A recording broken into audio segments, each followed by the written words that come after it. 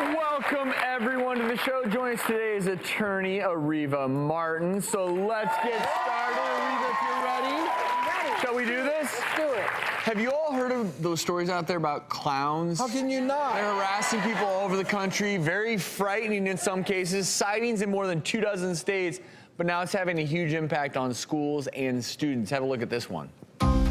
Teachers often tell their students, quit clowning around. But for one high school teacher, it was a matter of life and death.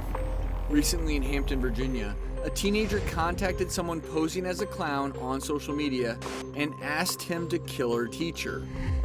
The student was arrested and charged with 1 count of threatening to kill by electronic message. Meanwhile, people across the country are reporting ominous sightings of creepy clowns. Are clowns becoming a credible threat to society? And what can we do to protect ourselves against clown hitmen? I'm really bummed out about this story because this young girl, this 13-year-old teenager, is still apparently being held by law enforcement, even though when they did an investigation, they found the threat wasn't credible.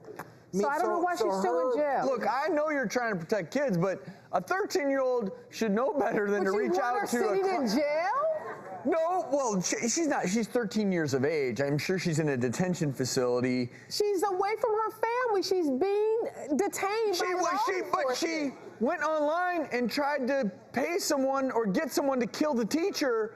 Like, they got to do something. They can't just be like, oh, don't do that. I'm not suggesting that she doesn't need any punishment, but I don't think this is a case where the punishment fits the actions of a 13-year-old. I don't know. Well, of course, it's a serious offense, and the law enforcement did what they should do. They investigated it, but they said the threat wasn't credible. Actually, so if they determined that the threat isn't credible, that's why she's still in the detention facility. No, I think there's some debate about whether this threat was credible or not.